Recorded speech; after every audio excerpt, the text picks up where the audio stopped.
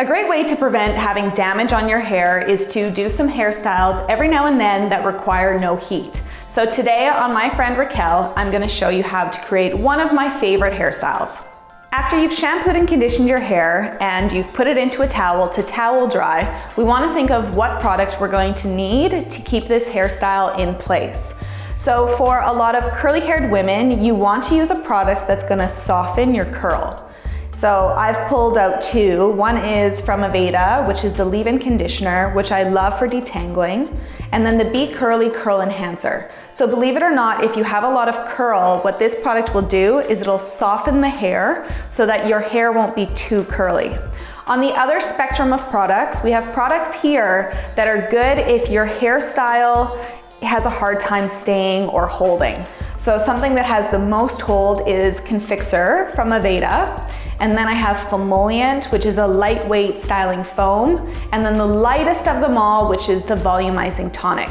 So these products here are really gonna add some structure or hold to the hair. To begin, we're gonna unravel our hair from a towel dry.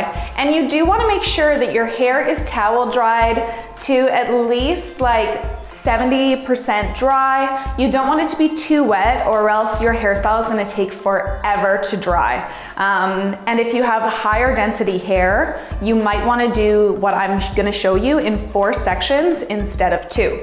So the first thing, I'm going to apply a little bit of my detangler and concentrating this on the ends first. And you can see Raquel has some natural curl or wave to her hair. So I'm gonna be using product designed to relax her curl. It's also going to help reduce frizz. The next product I'm going to apply is Aveda Curl Enhancer. And what this does is it helps reduce any frizz and it's gonna add a little bit of shine.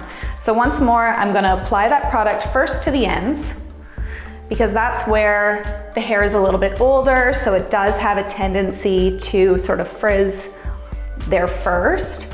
It's also important that you don't apply too much to the top because if you do, it can look a little bit oily or too shiny.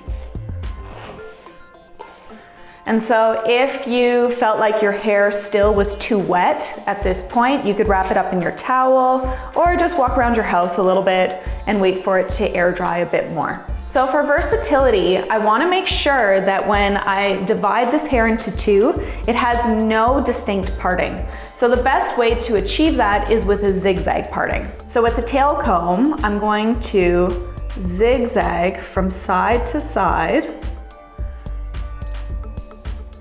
up till the top of the head. And this does not need to be perfect. You just want to create enough of an irregular parting so that when we take this out, it will look diffused. And then I'm going to do the same thing along the back. And I think this is one of the things that a lot of people don't do. And so when they've set their hair before, they always have a hard time removing the really strong partings that they get. So now that I have that established, we're gonna begin to twist. So going back to my detangling brush, I'm gonna pull all of the hair just behind Raquel's ear.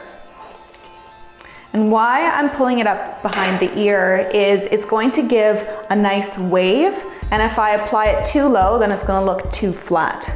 If you have really long hair, then you might actually want to apply this into 2. So from here, I'm just gonna begin to twist the hair. On the very ends, if they're sort of sticking out, you can always just brush them through so that way when you're twisting, they fold in together better. And then from here, we're just gonna make a bun.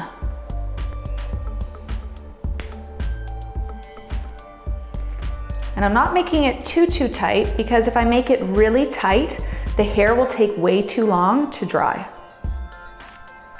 And then just using a large U-pin, I'm gonna use that to hold in place. You can use a clip also if you like, but what's nice about a U-pin is it's going to have the bun hold, but not hold too tightly so that air won't come through. And then returning to the opposite side and doing the same thing.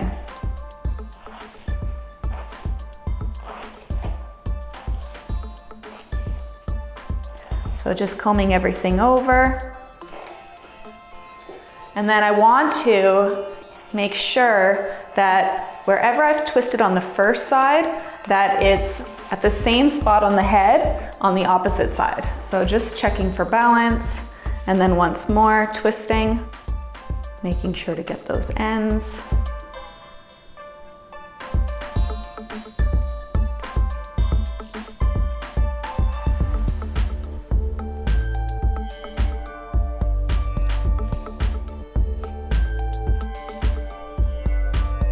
Now that I have my two little buns placed into the side, I'm just gonna take a tiny little bit of product and I'm just gonna use it to smooth out any little pieces of hair along the hairline.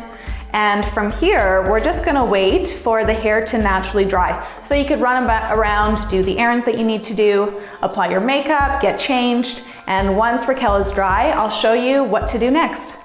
It's been a few hours now and Raquel's hair is fully dry, so we're gonna take out our set. I'm gonna add a little bit of this multi-use hair oil just on the ends.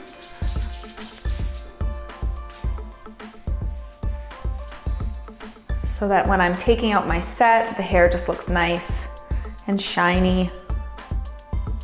With the ends broken up, now we're gonna break up the top.